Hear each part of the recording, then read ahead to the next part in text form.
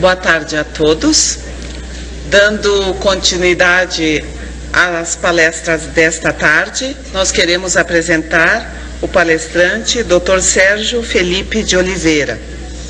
O Dr. Sérgio Felipe de Oliveira é mestre pelo Instituto de Ciências Biomédicas de São Paulo, atua nas áreas de neurociências, clínica médica e psiquiatria.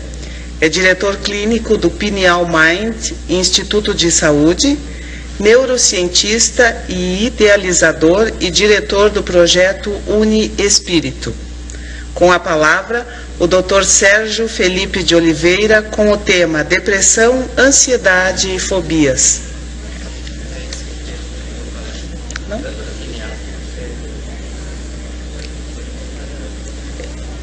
Retificando, é a glândula pineal, novos conceitos e avanço nas pesquisas. Boa tarde. Quero agradecer a oportunidade de estar aqui com vocês. Obrigado ao Dorival, toda a universidade aqui, pela possibilidade de estar falando. E eu vou expor para vocês alguns dados de minhas pesquisas. Uma parte dessas pesquisas eu fiz no Instituto de Ciências Biomédicas da USP e na Escola Politécnica da Universidade de São Paulo. A outra parte eu fiz no meu consultório e em conjunto com a Faculdade de Medicina da Universidade de São Paulo.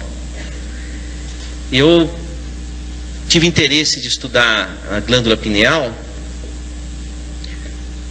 porque René Descartes, há 400 anos atrás, cerca de 400 anos atrás, disse que é o ponto onde a alma se liga ao corpo, assim como diziam os hindus.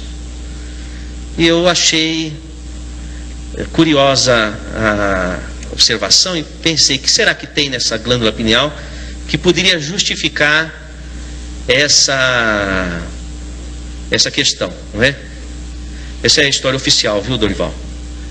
Mas eu vou contar a história verdadeira. Eu vou seguir o conselho da Lucy e vou falar.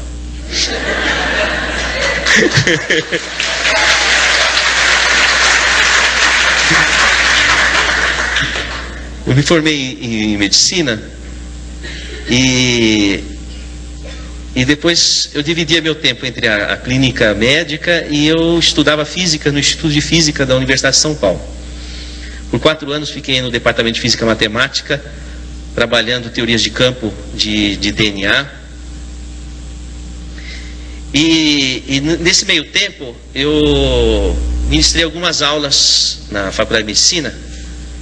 Uma delas foi no Instituto do Coração, sobre genética em cardiologia, porque eu estudava DNA e, portanto, tinha uma boa formação nessa área de genética. E eu me recordo uma vez que, dando uma aula sobre genética do coração, eu disse, esses genes não vão funcionar se não tiver um espírito que induza o funcionamento deles. E naquela época estava hospitalizado no próprio Instituto do Coração, do HC, da Faculdade de Medicina, o professor Zerbini. Já ouviram falar do professor Zerbini? E ele mandou me chamar. Eu fiquei apavorado, falei, nossa, falei alguma coisa que não devia. E ele estava hospitalizado com câncer, já na fase terminal da vida dele. E ele disse assim, ouvi falar muito de suas aulas, não é? Eu falei, professor? Ele falou, gostei muito. Eu falei, então ele me aprovou nas observações. Até ele disse o seguinte, tenho 2 aulas ainda para dar e não vou poder porque não vou sair vivo dessa UTI. Você vai dar essas aulas. Eu dei as 2 últimas aulas do professor Zerbini, falando que o coração não se formava sem que o espírito estivesse ali induzindo a embriogênese. E aí passou um tempo. E tinha um professor também na neurofisiologia, chamava Juarez Ricardo, professor titular de neurofisiologia. Ele, inclusive, que traduziu do russo a obra de Luria, que Luria, vocês sabem que foi o russo que fundou a neuropsicologia. E esse professor falava assim para mim, nós tomávamos café no centro acadêmico, dizia assim, Sérgio, tem um abismo entre a psicologia e a neurofisiologia. precisa de fazer algum gancho entre uma coisa e outra. E passou um tempo, o professor Zerbini desencarnou e o professor Juarez Ricardo também desencarnou. E aí eu estava na minha casa, eu morava numa kitnet, eu e minha esposa, comia no fogão de uma boca só, e tive uma alucinação. Então apareceu o professor Zerbini e o professor Juarez Ricardo na minha sala, assim. Eu falei, nossa, eu preciso tomar um remédio, eu estou alucinando. E aí eles disseram assim para mim, você precisa estudar a glândula pineal. Eu falei, imagina estudar a glândula pineal, um órgão vestigial, tem que voltar para a anatomia. Eu estou na anatomística, não estou na anatomia. De jeito nenhum, não, você precisa estudar, você volta na universidade, vai no departamento de anatomia e vai estudar a glândula pineal. Eu falei, mas isso não é um assunto que me atrai, porque eu estava na física quântica, estudar anatomia em cadáver já tinha passado muito tempo de Versalhes isso, né? E aí eu deixei quieto. Aí passou um tempo, alguns meses, uma professora da anatomia, eu a encontrei numa palestra espírita, e me surpreendi, falei, olha professora, a senhora aqui, professora titular de neuroanatomia veterinária, a professora Ivênia Santos Prada. Aí ela estava com uma outra professora titular de anatomia também da Universidade Federal, e as duas estavam e vieram ter comigo. Falaram, Sérgio, você precisa pesquisar a glândula pineal, nós estamos precisando de uma pessoa no departamento para pesquisar. Eu falei, não é possível, a minha alucinação se vivificou aqui nesse, não é? Eu falei, vai ver, eu tenho mesmo que ir pesquisar a glândula pineal. E aí eu fui na anatomia lá da medicina e falei, olha, eu quero pesquisar a glândula pineal. Falaram, olha, você precisa fazer pós-graduação, mestrado, doutorado, para pesquisar, mas nós não temos linha de pesquisa em pineal, nós só temos, e desfilou uma série de infinitas pesquisas, mas sobre pineal não tinha.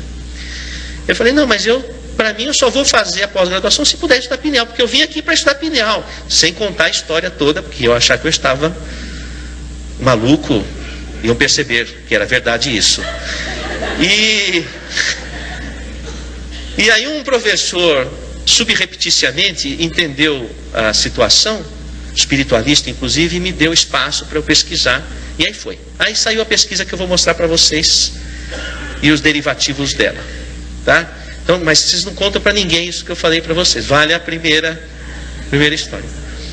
Então, antes disso, eu vou passar alguns conceitos que são importantes, porque essa aula eu dei no Hospital das Clínicas, então eu tive que adaptar para o pensamento do pessoal lá da medicina. Vamos ao primeiro quadro. Esse é um livro do Jeffrey Schwartz, de uma universidade americana, e ele fala uma história que foi publicada numa revista científica que eu achei muito interessante de colocar aí. Eu vou contar para vocês, é uma paródia, porque normalmente se faz chacota do espiritualista, mas hoje em dia, dentro da própria alçada da ciência, já existe chacota dos materialistas. Então a história é a seguinte, é uma fábula, né, vamos dizer assim. Havia um planeta que havia recebido um sinal aqui da Terra, e o chefe do planeta falou, nossa, tem algum planeta emitindo um sinal. É o planeta Terra. Então ele mandou um emissário para o planeta Terra, vindo de outras galáxias, mandou um emissário, pesquise lá de onde veio os sinais. E a pessoa pesquisou e voltou lá para o planeta da outra galáxia. Olha, é o seguinte, esses sinais vêm de máquinas. Máquinas, mas quem faz essas máquinas? São homens que vivem naquele planeta. E do que são feitos homens? De carne. Carne, mas como é que pode carne fazer máquinas? Não, são de carne. Falando, não é possível. Porque carne, não é possível que carne pense. Não, são feitos de carne. Não, você deve estar enganado. Deve ser como aqui os nossos habitantes, que tem uma parte de carne e uma parte de carbono quântico. Então é possível de alguma forma. Não, é tudo carne. Mas que parte? Não, eles devem ter uma parte que pensa. Não, é o cérebro. Mas é carne também. Não, mas deve ser alguma coisa especial. Não, é carne. Carne que inclusive, você sabe, carne estraga rápido. Então eles vivem pouco. E Mas carne que pensa, carne que ama, carne que sente, não acredito. Diz assim: o senhor quer que eu repita novamente? Ou o senhor vai me chamar de mentiroso? Não, então não é possível que carne, ipsis literis, sinta, pense. Então o materialismo está em xeque, o organicismo. Pensar que o nosso pensamento produz, o nosso cérebro produz o pensamento, é a mesma coisa que achar que os atores moram dentro do seu televisor.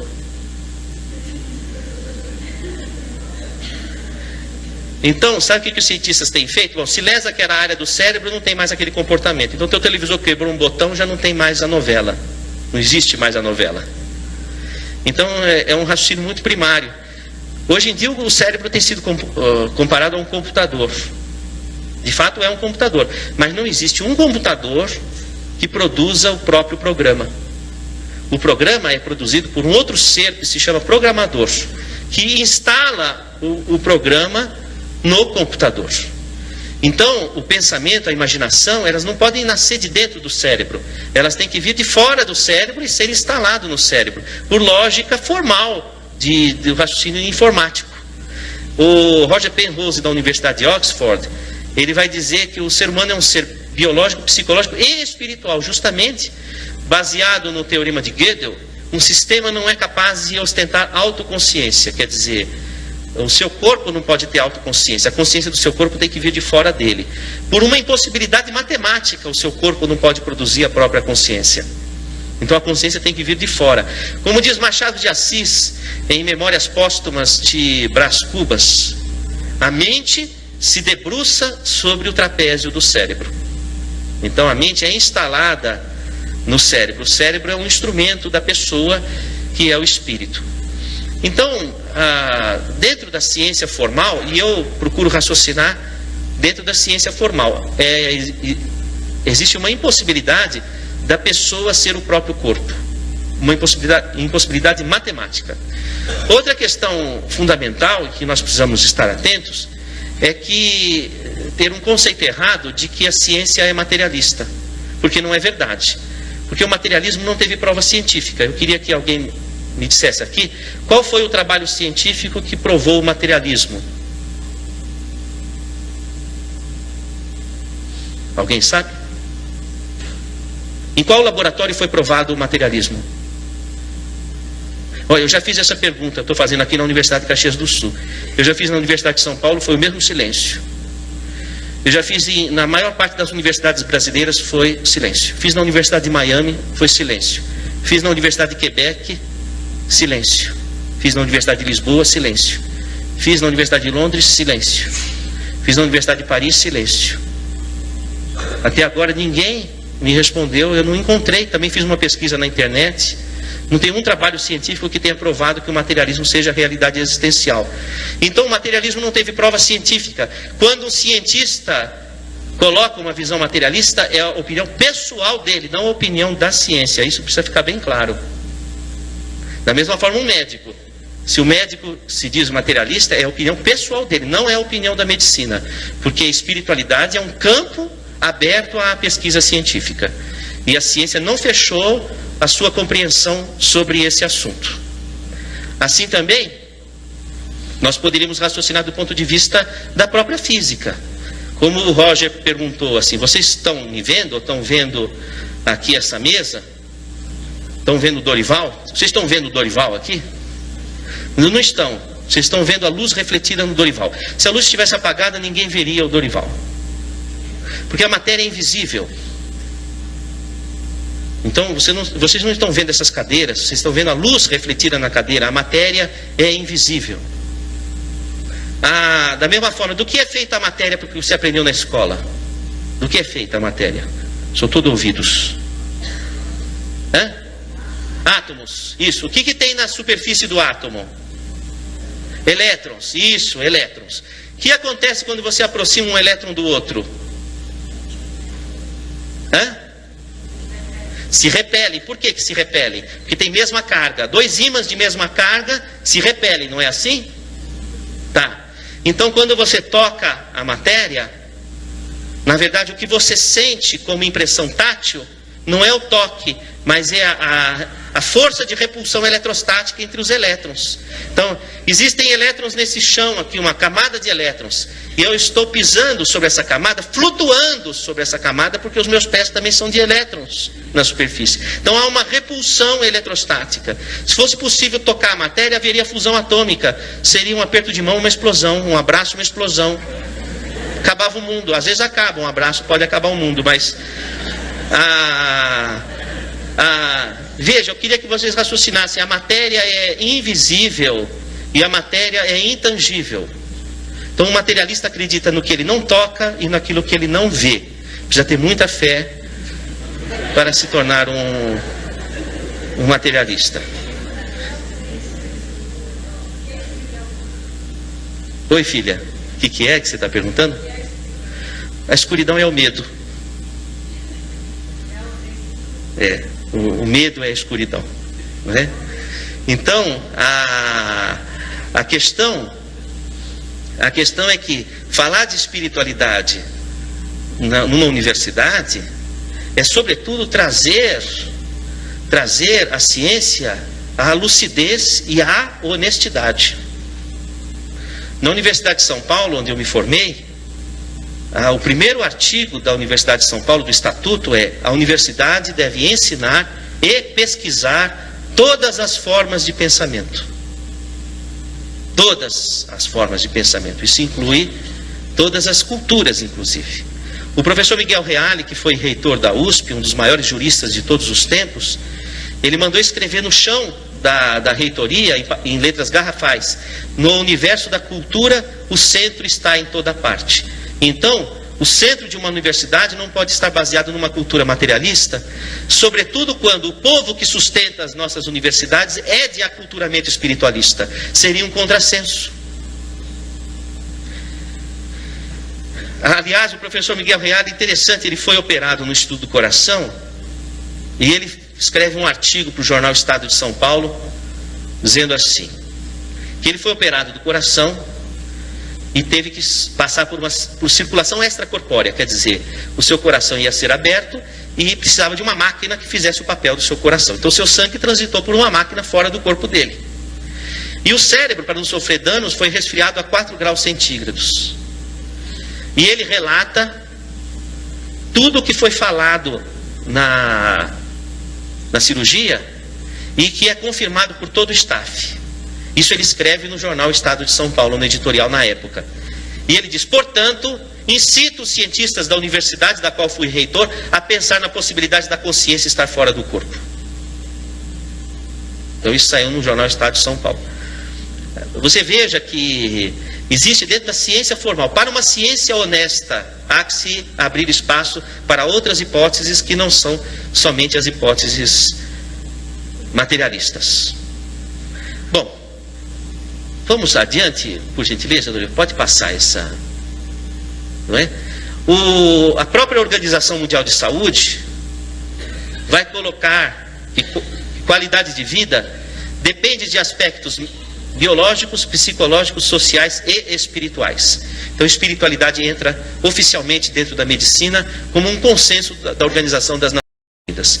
E mais do que isso, o Manual de Estatística de Desordens Mentais da American Psychiatric Association, a Associação Americana de Psiquiatria, vai colocar, num dos importantes capítulos sobre questões étnicas e culturais, o médico deve tomar cuidado para não diagnosticar erradamente como alucinação ou psicose casos de pessoas que dizem ver ou ouvir espíritos de pessoas já falecidas, porque isso pode não significar uma alucinação ou psicose. Então já começa a haver uma abertura para a hipótese espiritual, do ponto de vista factual, inclusive. E isso abre um espaço dentro do Código Internacional de Doenças que passa a reconhecer o estado de transe e a possessão por espírito como diagnóstico médico, salvaguardada a seguinte questão: é doença o estado de transe fora do controle da pessoa, mas não é doença quando esse estado de transe vem num contexto cultural ou religioso da pessoa. Quer dizer, estado de transe e possessão por espírito é hoje diagnóstico médico. Vamos ao Por gentileza, Dorival. Olha lá. Item F44.3. E diz o seguinte: transtorno, estado de transe e de possessão. Transtorno caracterizado por uma perda transitória da consciência de sua própria identidade, associada a uma conservação perfeita da consciência de meio ambiente. É aquela pessoa, por exemplo, aquele paciente, como um relato real, o paciente diz assim: doutor, eu cheguei no hospital psiquiátrico, eu quebrei o refeitório do hospital inteiro, me colocaram num quarto fechado, e por vários dias tinham medo de chegar perto do quarto, porque eu esmurrava a porta e já estava quebrando a porta, de tamanha violência. E eu me lembro de tudo. E eu sabia que o que eu estava fazendo não era de mim, mas eu não tinha controle sobre o que eu estava fazendo. Mas eu tinha uma consciência do que estava acontecendo. O que é diferente das psicoses primárias, onde a pessoa na essência tem uma esquizofrenia ou outros tipos de psicose. Por isso que o estado de transe e a possessão por espírito exclui esquizofrenia, intoxicação por substância psicoativa, síndrome pós-traumática, transtornos orgânicos de personalidade, psicóticos agudos e transitórios. Ou seja, é um diagnóstico nosológico único. Ou seja, o médico hoje, ele tem recursos dentro da medicina oficial para saber se aquela pessoa está sofrendo de um mal psiquiátrico primariamente ou se ela está sofrendo de um problema de mediunidade. Mas há um seguinte problema: não há médico que, ou se há, são poucos que conhecem esse item do Código Internacional de Doenças. Uma vez eu estive conversando com o diretor-geral do Hospital das Clínicas da Faculdade de Medicina da USP e propus que tivesse algo de espiritualidade no curso médico. Aliás, há 2 meses foi aprovada essa proposta nossa, e hoje a Faculdade de Medicina da USP tem a matéria, a disciplina Medicina e Espiritualidade, que é oferecida à graduação da medicina. Já dentro do currículo médico, é uma conquista inédita do meio universitário. E esse professor, ele falou: Sérgio, não existe nada dentro da medicina que fale de espiritualidade ou de mediunidade, como é que você vai? Eu falei: professor, existe sim o Código Internacional de Doenças. Ele falou: mas aonde?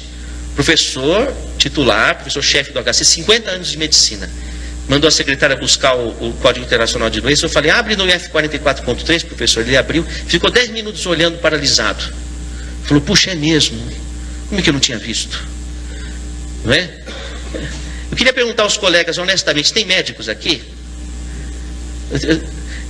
Eu não estaria surpreso se você não conhecesse esse item do... Não conhecia, né? Não conhece. É? Não, eu não descobri, eu abri o livro para estudar.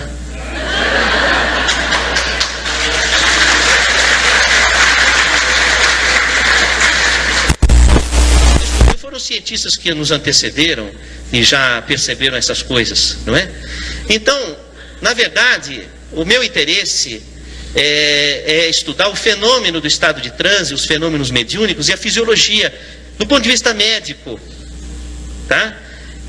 O que não descarta a necessidade de estudos por outras fontes. Eu até estava conversando com um colega aqui, dizendo que estudar espiritualidade precisa ser, mesmo na área médica, precisa ser estudado também por não médicos, porque o médico ele fica amarrado com as determinações da academia. Você vê um pesquisador como o Godinho, ele transita com muito mais fluidez, então ele vai mais longe. Entende? O médico fica amarrado, não pode falar isso, não pode fazer aquilo, não pode fazer não sei o que. Então, às vezes você fica pensando, é melhor não ser médico, ficar livre, não é? Para poder... Então, precisa de haver pesquisadores não médicos para poder ir um pouco na frente, e depois o médico vai tentando encontrar os parâmetros com clareza, incorporando a oficialidade da medicina. Vamos, por gentileza, ao próximo. Esse é o DSM-4 que eu falei que tinha a... pronto, apresento-vos a glândula pineal, você tem uma dessa no meio da sua cabeça. E eu fiquei me perguntando qual seria a importância da minha palestra para os meus amigos aqui, porque não haveria sentido eu ficar falando feito um papagaio se não houvesse uma importância. E aí me ocorreu o seguinte, que talvez seja importante você saber o que você tem na sua cabeça. E aí valeria a pena a palestra de hoje. Então você tem uma glândula pineal, que não é como essa, ou talvez seja, não sei, vamos à próxima, por gentileza, Dorival. Essa outra é assim menorzinha.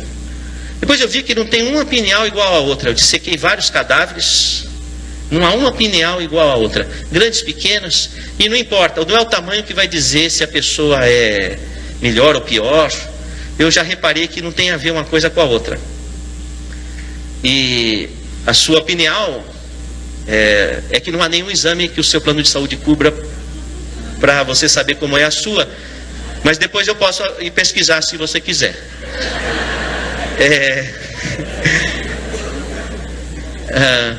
O próximo, por gentileza. Sim, aí que eu fiz? Eu peguei uma pineal, cortei no meio e pus no microscópio eletrônico. Então eu fui lá no mesmo instituto de física que eu trabalhava, aliás na engenharia, e cortei do meio e vi que tinha essas estruturas como se fosse crocante na glândula. Falei, mas que interessante. Vamos ver o que é. Aliás, se tivesse menos luminosidade, ficaria mais visível. Tem alguém me ouvindo, será? Ótimo. Aí podia voltar então para... Voltar. Dá para ver o crocante um pouco melhor. São várias assim, né? Então, agora vamos novamente para... Aí, o que eu fiz? Eu percebi o seguinte... que havia, nossa, assim também. Tá bom. Na verdade, aquele crocante é o seguinte, é envolvido por uma... Tá vendo essas capas, não é? Não é? Como se fosse capas. São de tecido conjuntivo. Vamos ao próximo, por gentileza, Dorival. E tirando as capas, parecem amoras. Amoras. Depois, observando de mais perto, na verdade, eles têm a mesma forma que um cérebro, com circunvoluções, etc. Porque, na verdade, a pineal está mergulhada no terceiro ventrículo, no líquido cefalorraquidiano. E por pressão de vasos comunicantes, então essas estruturas, elas sofrem uma pressão semelhante à que o cérebro sofre, elas acabam tendo um formato semelhante ao do cérebro. Próximo, por gentileza. E me chamou a atenção que essas estruturas estão em casulos. E eu não tenho as imagens aqui, porque são muitas imagens, mas na escola politécnica eu pude detectar que são apatita, cristais de apatita que nós temos no meio da cabeça. E depois até me veio, muitas vezes a pessoa falava assim para mim, eu não tenho bola de cristal? Tem. Você tem bolas de cristal no meio da tua cabeça. E eu falei, olha que coisa curiosa, por que haveria bolas de cristal no meio da cabeça? Eu fiquei me interrogando. E aí eu comecei a pensar que talvez essas estruturas, elas tivessem alguma função. Porque antigamente se pensava que a glândula pineal, ela degenerava com a idade. Degenerava e não tinha função. A não ser até os 13, 14 anos para a emergência da sexualidade e depois perdia a função. E se calcificava. Pois é, o que acontece? Com esse trabalho nós percebemos que na verdade não é que a pineal se calcifica, ela forma estruturas organizadas. Como por exemplo, quando nascem seus dentes, você não vai dizer que a sua boca calcificou. Formou dentes, que também tem o esmalte dentário de apatita também. Então não quer dizer que a sua boca calcificou, quer dizer que formaram estruturas funcionais.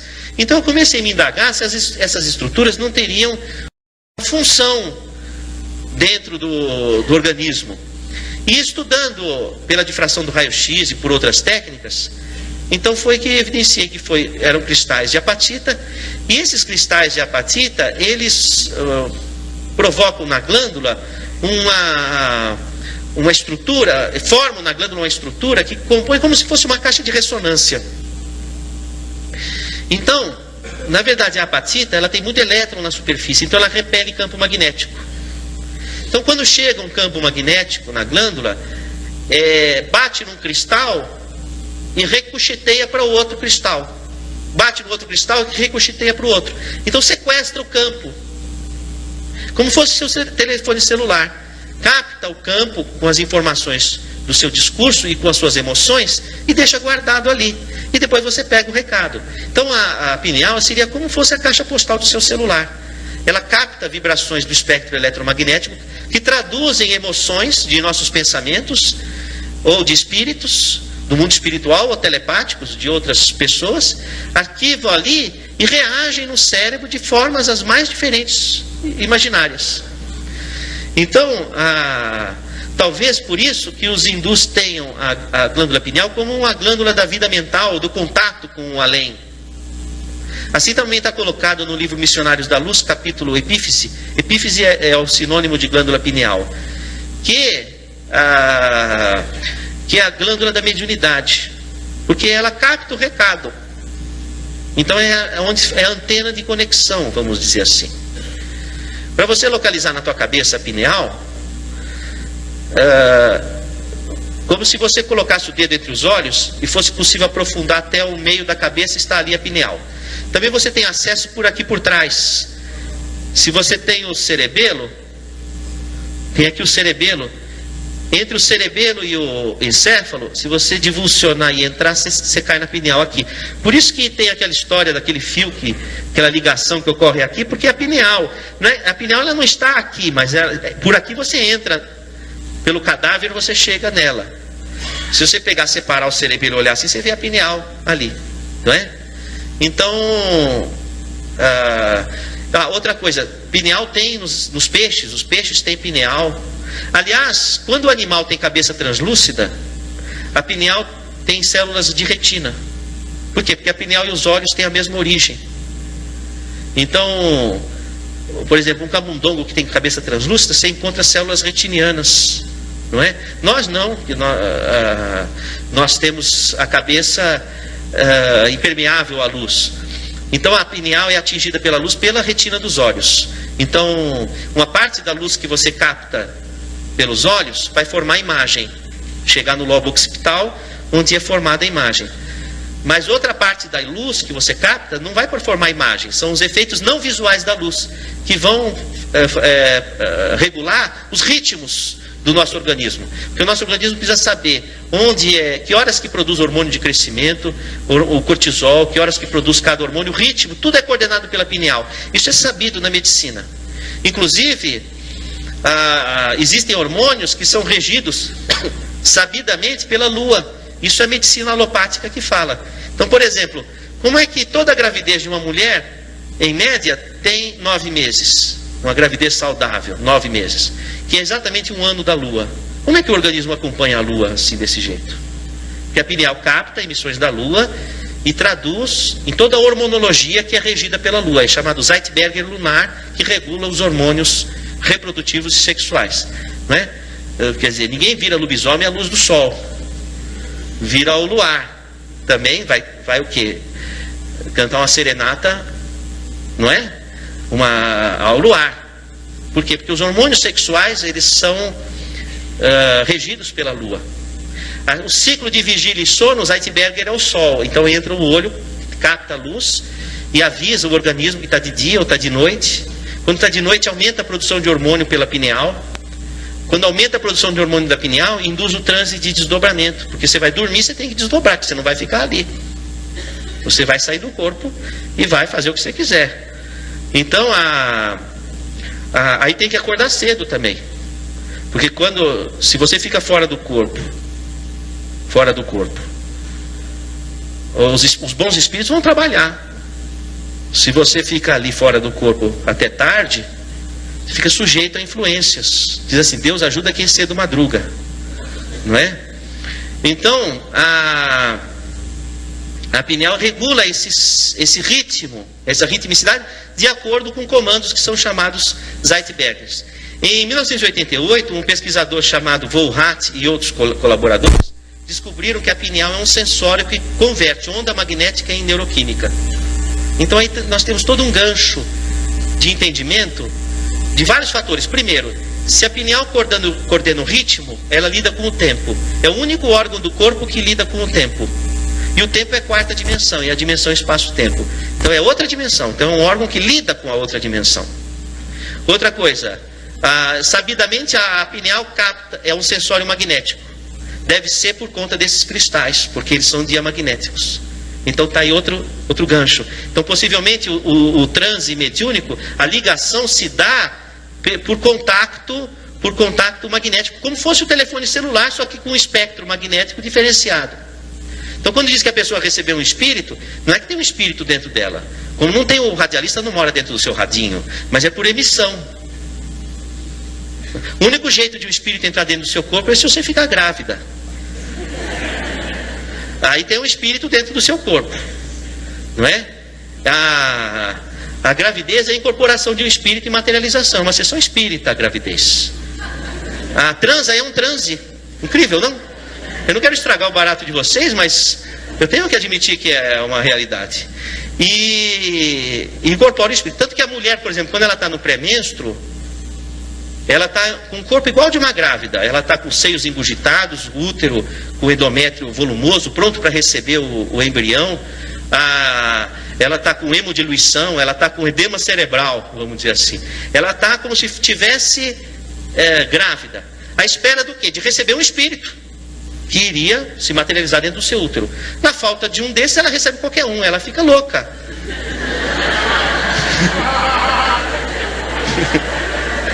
Então, o pré-menstruo, a mulher está em sessão. Se ela souber fazer uma boa sintonia, ela domina o mundo. Porque você não precisa só receber maus espíritos, você pode receber um bom espírito. Porque se você está irritada tendo sintomas, você está recebendo maus espíritos. Agora, se você pode aproveitar, entrar naquele segundo modelo da Lucy, receber bons espíritos e dominar o mundo. Já imaginou? É como Jesus ensina Joana, a esposa de Cusa, porque a Joana não aguentava mais o marido dela, que era um corrupto, mancomunava acordos com os fariseus, com os hebreus, com os romanos, e enfim, é corrupto, e coisa que não se conhece no nosso país. E isso é coisa de antigamente, há 2000 anos. Então, ele era durão em casa e uma pessoa intratável. E ela via Jesus falar de justiça social, falou, puxa, bem diferente do meu marido. E ela foi conversar com Jesus. E Jesus estava na casa de Pedro, ela bate na porta, né? Por favor, queria falar com Jesus. Jesus levanta da rede, põe o chinelo, ajeita as madeixas. Fala, pois não, Joana, né? E ela fala, o que eu faço com meu marido? Não é? Porque ele é uma peste dentro de casa, um problema sério e tal. Ela diz o seguinte, olha, na hora da crise, silencia. Para que você possa se inspirar. E aí você saberá dizer o verbo doce ou enérgico, conforme a circunstância. Então ele estava ensinando a Joana a entrar numa sintonia boa para poder agir. Porque normalmente a mulher no pré-menstruo, ela vai na onda do reagir. Então ela fica irritada, ela fica... Agora, se ela se recolher, se inspirar, ela vai agir, ela vai atuar de forma transformadora. Então esse é um momento fisiológico do transe. Você sabe que nos homens não tem estudo, porque não se estuda os homens, só se estuda as mulheres. Agora que começaram a fazer estudos dos homens, é o machismo dentro da ciência. E de fato é mesmo. Então se conhece pouco sobre a fisiologia reprodutiva masculina, vamos dizer assim, frente ao que se conhece da mulher. Mas, voltando, vamos projetar o próximo... uma coisa interessante. Então eu fraturei um cristal e percebi o seguinte, que eles apresentam lamelas concêntricas, ó, como se fosse uma cebola. Tá vendo a tampinha aqui, ó? Um amigo meu me perguntou, Sérgio, como é que você conseguiu fazer um cortezinho numa estrutura submicroscópica? Eu falei, eu não sei, foi um acaso. Não é possível, o acaso não vai produzir uma coisa tão certinha. O corte e a tampinha. Eu falei, então foi o professor Zerbini e o Juarez Ricardo que fizeram. Porque ninguém entendia como é que pode se fotografar. Olha, isso daqui está aumentado, você tem que multiplicar por 3. Está aumentado 6.900 vezes. Então é muito pequeno. Então não é impossível fazer um cortezinho e a tampinha ficar do lado ali para mostrar que foi feito um corte, né? E aconteceu esse milagre, vamos dizer, para demonstrar. Vamos ao próximo, Dorival, por gentileza. Aqui eu fiz um raio-x de um cristal. Tá vendo? Ele apresenta lamelas, tá? Não parece um tronco de árvore cortado? Porque ocorre o seguinte, toda estrutura que é regida pelo Sol, o que acontece é o seguinte, ele tem esse tipo de padrão. Lamelas, por exemplo, a idade de uma árvore não se sabe pelos gomos, nos anéis do peixe também, não é assim? Então aqui também você sabe a idade da pessoa pelos gomos, por esses anéis, eu quero dizer, como disse o colega. Então, e é até interessante que essas fraturas aqui não é parecido com fratura de tronco de árvore, e é natural mesmo, é como se fosse mesmo uma... Vamos ao próximo, por gentileza, Dorival. Aqui já é uma pessoa, quer dizer, a pessoa já estava no mundo espiritual, eu tirei isso depois que a pessoa morreu.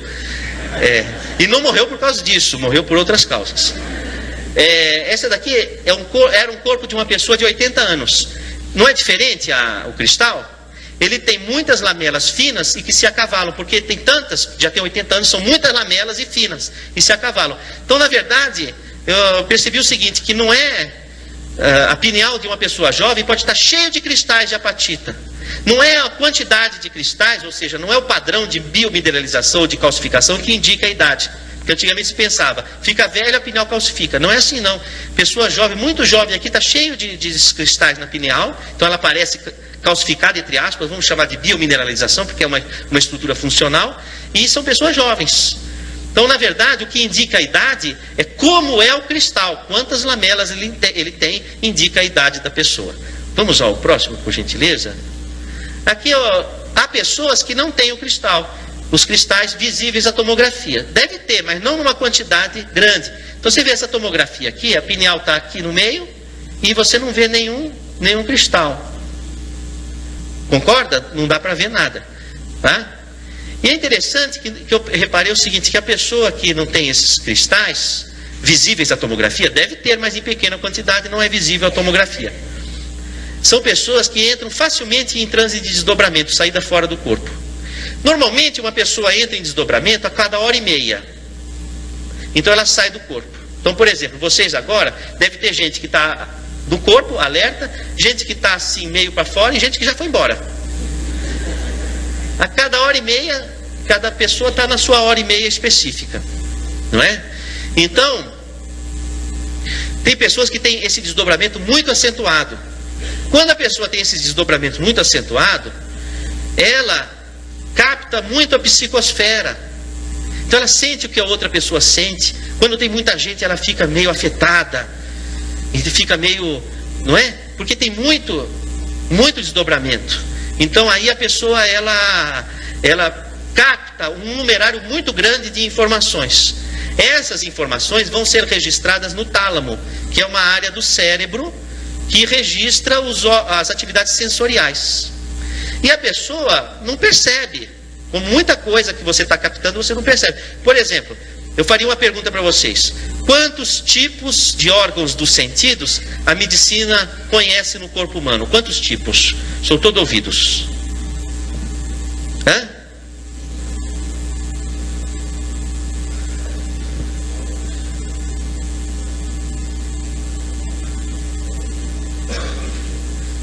Quem estudou aqui no livro Histologia Básica de Junqueira e Carneiro? Levanta a mão. Então, capítulo de órgãos sensitivos. 21 tipos de órgãos dos sentidos. Conhecidos, fora o que está para ser pesquisado. Então existem, quem falou 5, existem pelo menos 16 órgãos dos sentidos funcionando e que são responsáveis por captar um numerário de informações que você não tem nem ideia, mas que são responsáveis pelo seu equilíbrio. Tá? Então tem um numerário de coisas que você capta e que você não tem nem ideia, mas estão reagindo no seu organismo. Quando a pessoa tem esses estados de desdobramento, ela tem uma reatividade muito maior. Ela fica muito mais captante. E depois, se ela capta o que o outro sente, se ela capta a ambiência, fica difícil ela se perceber o que é meu sentimento e o que é um sentimento que eu captei. Então são pessoas muitas vezes confusas no que diz respeito à sua identidade. E mais do que isso, quando se percebe com muita profundidade e normalmente remói coisas que já não são mais coisas para serem remoídas. Então são pessoas muito autocríticas. Então aí começa uma sucessão de patologias, porque se ela percebe tanto, ela gasta muito neurotransmissor, certo? Gasta muito transmissor, então no começo ela fica ansiosa, fica fóbica, depois ela deprime. Dá um shutdown, porque consome os neurotransmissores, tamanha sensibilidade. Então aí ela vai para o consultório dizendo que ela tem uma ansiedade e tem uma depressão. Então essa paciente aqui, o que aconteceu? Foi dado lá, isso aqui é um relato, eu fiz questão de colocar o que ela me escreveu, literalmente, ela me mandou pelo computador uma folha. Doutor, esses são os remédios que eu tomei. Fluoxetina e Prozac é a mesma coisa, que é Effexor, Venlafaxina. Esse Rivotril aqui está escrito errado, mas... Enfim, tem umas coisas que estão escritas erradas, mas dá para ter ideia. O Wellbutrin é outro antidepressivo, Ritalina, tomou lítio, tomou paroxetina, tomou sertralina, tomou Pamelor, tomou anafranil, tomou citalopram, triptanol, Cymbalta, Lamictal, Prozac. Sugestão: eletrochoque. Porque o médico já não sabia mais, e era um professor. Que? Sugestão, eletrochoque. Então ela chegou ao consultório com essa: doutor, é o seguinte, eu vim aqui porque a última sugestão dos médicos foi eletrochoque. E eu estou já chocada antes do eletro. Não é?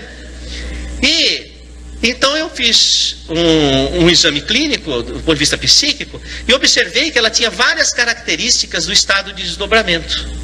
Inclusive ela mesmo relatava: de fato, às vezes eu me vejo fora do corpo. Já aconteceu essa experiência e tal. Enfim. E eu falei: possivelmente você está tendo aquela depressão sequelar a esses estados de desdobramento. Bom, normalmente quando a pessoa tem o desdobramento, ela exala uma energia que o Notzing, que estudou com Freud na escola de Charcot, chamou de ectoplasma. Albert Schrenck-Notzing estudou com Freud, com Jung, na escola de Salpêtrière, em Paris, professor Charcot, e ele escreve Le Phénomène physique de la médiumnité, os efeitos físicos da mediunidade, estudando a ectoplasmia. Quando a pessoa tem desdobramento, ela exala essa energia, e o exalar dessa energia torna a pessoa extremamente interativa, por isso que o desdobramento provoca essa interatividade, porque o ectoplasma é uma energia que serve para o pensamento como o ar serve para o som. O ar é que transporta o som, o ectoplasma é que transporta o pensamento. Quando produz muito ectoplasma, a pessoa reage muito ao pensamento um do outro, é muito sensitiva e gasta essa energia ectoplásmica. Bom, o que acontece? Muitas vezes o organismo começa a reagir a esse excesso de ectoplasmia. Então ele começa a formar estruturas ectópicas, que é para onde vai a energia ectoplásmica no organismo. Então cistos, osteofitoses, tumores, ou a pessoa começa a sangrar para eliminar essa energia ou para contê-la em alguma estrutura. Às vezes a pessoa engorda e não se justifica pelo que ela come, ela engorda, não é hipotiroidismo, não é isso, não é aquilo, mas como é que ela engorda? O outro come a mesma coisa e não engorda. Não é? Porque precisa ir para algum lugar esse ectoplasma.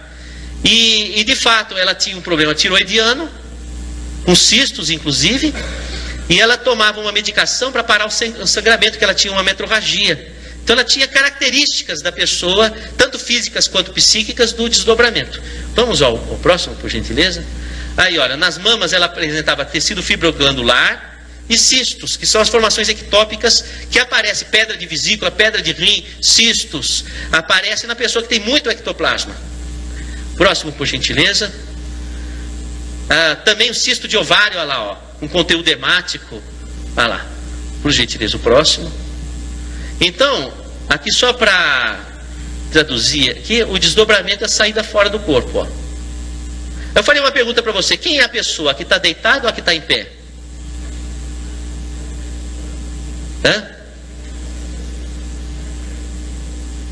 Ó, pessoa que está deitada ou que está em pé? Quem acha que está deitada? Então, se você acha que a pessoa é a que está deitada, você acha que a pessoa é o corpo. Se você acha que a pessoa é a que está em pé, você acha que a pessoa é o espírito. Como é que o Estado, a nossa Constituição, considera? A pessoa é o corpo ou a pessoa é o espírito? O nosso Estado, a Constituição, considera a pessoa como sendo o espírito. Tá? Tanto assim é que, se fizermos um clone humano perfeito, cada um receberá uma identidade diferente. Tanto assim que gêmeos univitelínicos, que têm genes idênticos, são clones perfeitos, cada um recebe um ciclo e RG diferentes. Se o corpo é idêntico, com os genes idênticos, o que é diferente? É o espírito. Então, quando o Estado reconhece a diferença das pessoas, reconhece a pessoa como sendo o espírito. Inclusive, nossa Constituição também é espiritualista. Sabem disso, né? Constituição de 1988, saudosa memória, Ulisses Guimarães, lembra? Vocês lembram como é que é a Constituição brasileira? Preâmbulo. Vocês são brasileiros?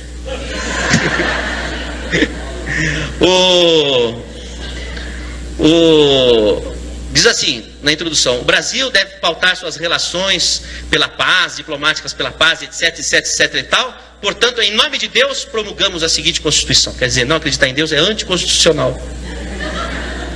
Tá? Bom, então isso daqui é o estado de desdobramento. O Estado reconhece a pessoa como sendo um espírito.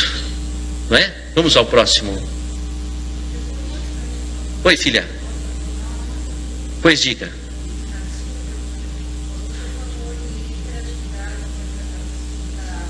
Isso. Ela perguntou da bipolaridade, né? Acontece uma coisa muito curiosa. Existem pessoas que têm o transtorno bipolar, em essência, são pessoas que trazem no espírito uma dificuldade de se centralizar. Tá? É aquela pessoa que quer dar um voo de Ícaro, ela quer alcançar a luz, mas vai alcançar a luz com asas de cera, depois ela despenca. Porque o sol derrete a asa e ela despenca. Então a pessoa está entre a euforia e a depressão. Então há pessoas que trazem na essência esse desejo, essa fuga, e espiritualmente elas é difícil tratar, porque em essência elas não querem percorrer o passo a passo. Para elas é difícil. É como o poema de Alfonso Guimarães, que diz assim: quando Ismália enlouqueceu, pôs-se na torre a sonhar. Queria a lua do céu, queria a lua do mar. Então ela queria dar o voo de Ícaro, e ela mergulha na lua do mar. Não é? Então o transtorno bipolar, há aquele caso que em essência a pessoa tem a doença por uma dificuldade de ir pelo passo a passo. Não é? Como diz assim: preferiu ser rainha no manicômio do que lavadeira na vida real. Então há essa dificuldade. Agora, há pessoas que apresentam uma mediunidade muito acentuada, que não foi trabalhada, e a pessoa, porque a mediunidade é como uma árvore, vai abrir uma copa para o além. Você sabe que a árvore é um ser astrofísico, ela depende dos astros, do sol, da lua, para poder se desenvolver. Então a copa se abre para o além, mas não abre uma copa se não tiver boa raiz. Então muitas vezes a pessoa, ela explode a mediunidade na adolescência, abre uma copa sem raiz. O que vai acontecer com essa pessoa? Ela não consegue sustentar a sua identidade, porque ela capta uma porção de identidades e não consegue sustentar a sua. O primeiro espírito que você precisa receber é você mesmo. Por isso que a Lucy o que a Lucy está fazendo? Procurando receber ela mesma. Já recebeu tanto espírito a vida toda? Agora está na hora de receber ela mesma. É formar a raiz. Então, a questão é, quando a pessoa ela vai abrir a copa pro além, ela precisa ter raiz, você precisa estar com a sua identidade bem firmada. Pessoa começa, explode a mediunidade na adolescência, não é dado estrutura para a pessoa daquilo que ela deve realizar, a missão dela, em todos os sentidos, dentro daquele contexto, para não acontecer de sofrer como a Lucy sofreu. Amar o próximo sem deixar de cantar a sua própria canção. Então tem que trabalhar dessa forma. Aí o que acontece? Não trabalhando dessa forma, a pessoa, ela caminha, e eu tenho percebido isso, ou vai para o transtorno bipolar, ou vai para a epilepsia. Então existem epilepsias, e existem transtornos bipolares, que existem casos que a pessoa não tem a doença em essência, mas são médiums sintomatas. E você precisa saber fazer esse discernimento, saber discernir quando é o transtorno bipolar, quando é efetivamente um problema mediúnico em essência. E o curioso é que a epilepsia e o transtorno bipolar, os dois usam a mesma medicação para tratamento. É curioso. E a medicação que é usada nos dois, da epilepsia e do transtorno bipolar, tira uma pessoa do transe. Porque se você tomar um LSD, você entra em transe. Se você tomar uma carbamazepina, você sai do transe. Porque aqui, a mediunidade é orgânica, é uma função de senso-percepção. Você pode facilitar ou abrir, usando química. Qual é o problema das drogas? O problema das drogas é que a mediunidade está presente na maior parte das pessoas, em escala acentuada. Isso não é trabalhado na nossa sociedade. A pessoa fica explodindo, ela vai para as drogas, vai para o álcool. Porque nós nascemos para transcender. Então a mediunidade ela é essencial como a inteligência, a emoção, é o nosso contato com o devir, é o nosso contato com o além. Então nós nascemos com esse dom. Inclusive Santo Agostinho, ele que almejava a felicidade, ele dizia: a felicidade está quando a pessoa consegue cumprir as bem-aventuranças do Senhor na montanha. Bem-aventurados os humildes, porque deles será o reino dos céus. E assim vai, as bem-aventuranças puros de coração, os mansos e pacíficos. Mas ele dizia: não é possível se cumprir as bem-aventuranças se não tivermos o dom espiritual, ou seja, a mediunidade, que é o que nos permite um contato com a espiritualidade de luz, local que ainda não estivemos, porque nós já estivemos nas sombras, mas não estivemos ainda na luz. Então como é que você vai ter o desejo de estar na luz, que é um lugar que você nunca experimentou? Mas você pode experimentar, você pode sentir o êxtase do paraíso, vamos chamar dessa forma, se você tiver o dom mediúnico permeável a isso. E aí você vai ter o anseio de progredir. E aí você consegue cumprir as bem-aventuranças. Então a mediunidade, ela é um elemento essencial. Se a pessoa não usufrui e não trabalha esse dom segundo o mecanismo da árvore que eu falei, raiz, copa, a pessoa ela se desestrutura. E nós nascemos, nosso organismo nasceu com essa porta aberta. Nós temos uma porta de entrada, que é o hipotálamo, são os hormônios, as enzimas que nos conectam aqui, mas nós temos a porta de saída, que é o cone que vai da pineal ao lobo frontal, é a expansão do nosso devir. Aqui é onde é produzido o ectoplasma. Parte do ectoplasma, esse é da mitocôndria, as nossas células todas têm mitocôndrias, para onde vai o oxigênio que você respira. Respira. Foi para as mitocôndrias. Respirar já não vai ser mais a mesma coisa para você. Então, o oxigênio vai servir para combustão energética, para produzir energia. Porque você sabe que o oxigênio é o elemento de combustão, não é? Quem que descobriu o oxigênio? Foi o Lavoisier. O Lavoisier, ele trabalhava na casa de pólvora. Ele queria saber como que descobriu o fogo, porque uma coisa que ele não queria na casa de pólvora era fogo. E aí ele descobre o oxigênio.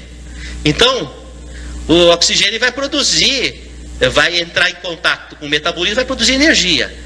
Então, parte dessa energia vai se juntar com a energia vital, que já vem pelo oxigênio, porque quando a planta capta o oxigênio para fazer a fotossíntese, ela capta também a luz do sol, e a luz do sol vem com o prana, que é a energia vital.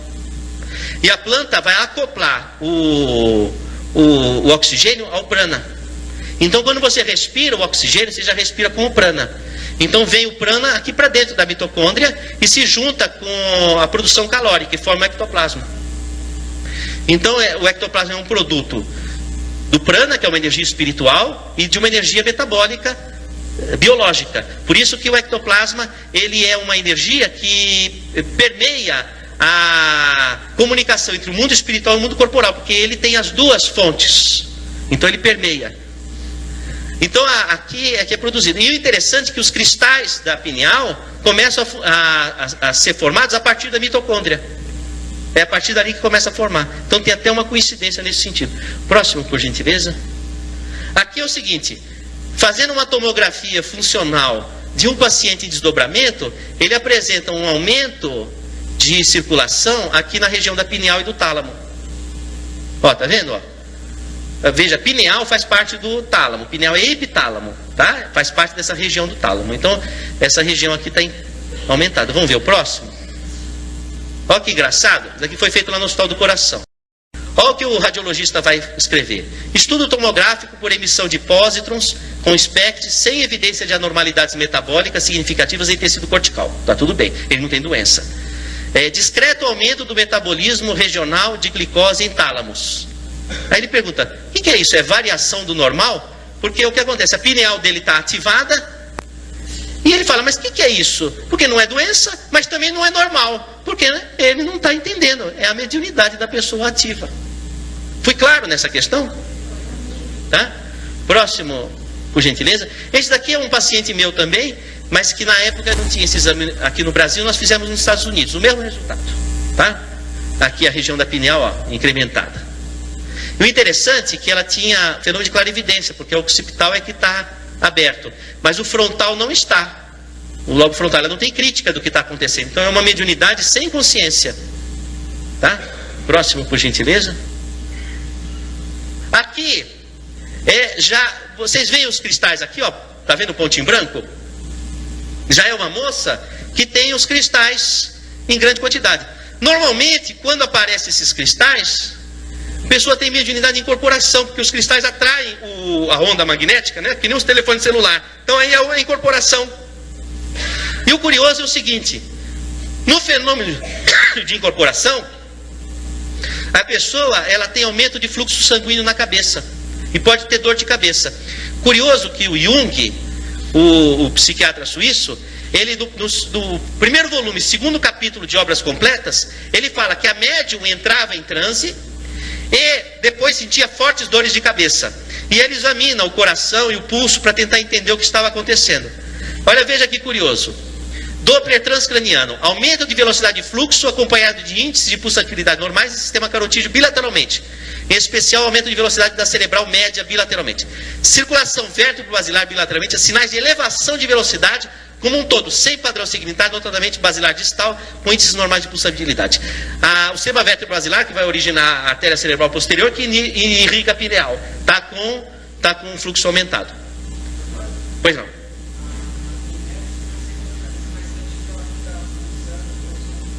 Fica pulsando. É isso, ó. É isso. Eu tinha uma moça que trabalhava em casa, que eu chegava assim, eu falava, tá tudo bem? Eu falava, minha cabeça está coçando. Não, mas o que tem a ver com a cabeça coçando? Ah, doutor, quando a minha cabeça está coçando, alguma coisa vai acontecer. E acontecia. Eu falava, e aí, hoje a tua cabeça está coçando? Não, então tá tudo bem, posso sair normal. Não é? Aí, passado um tempo, isso era na minha infância. Hoje eu entendo o que acontecia. Ela sentia alguma coisa diferente na cabeça, porque era uma médium. Não é? Próximo, por gentileza. Aí também, olha que interessante, ó. Esse daqui foi uma tomografia em 1994, menino adolescente. Dá para você ver aqui, olha, um pontinho aqui, ó, não são cristais? Tá vendo? Bom, olha aqui em 2004, aqui na Unifesp, Universidade Federal de São Paulo. Já aumentou bem, não aumentou?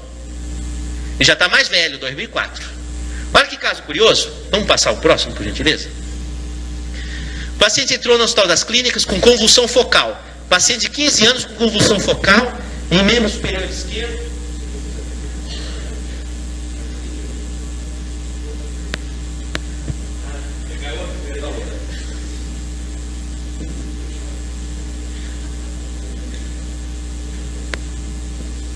Aí, frequentes há mais ou menos um mês. Cefaleia persistente. Eu não falei para vocês? Ele não tem um cristal médio de incorporação?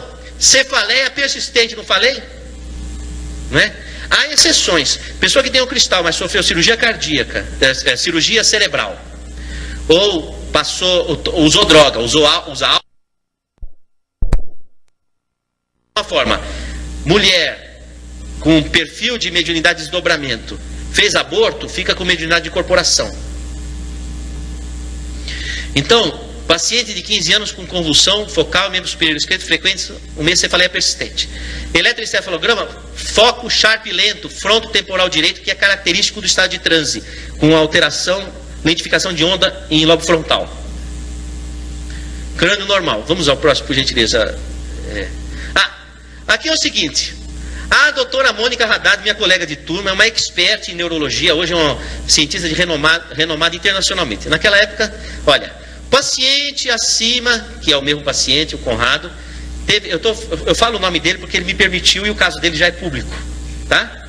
Tá certo? Depois vocês vão entender por que o caso dele é público.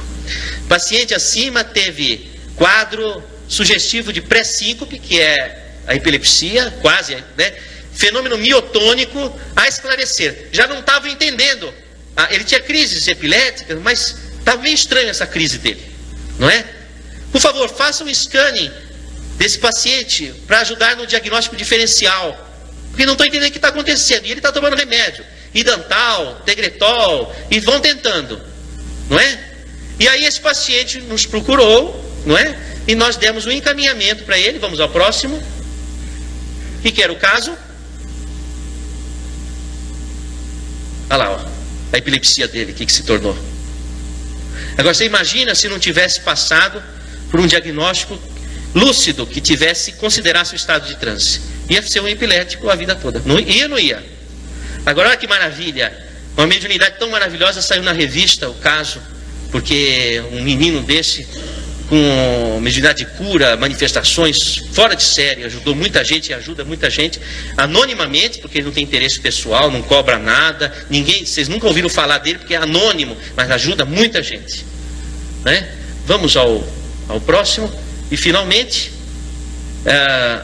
hemos de considerar que a nossa anatomia corporal vai além do que os seus olhos podem ver, e a medicina vem descortinando todo esse jogo de energias que nos conecta com o além. Fica aí estas digressões para a nossa reflexão, para que nós possamos, como incentivo para o estudo, sobretudo para o melhor entendimento dos problemas que nós sofremos. Muito obrigado pela atenção.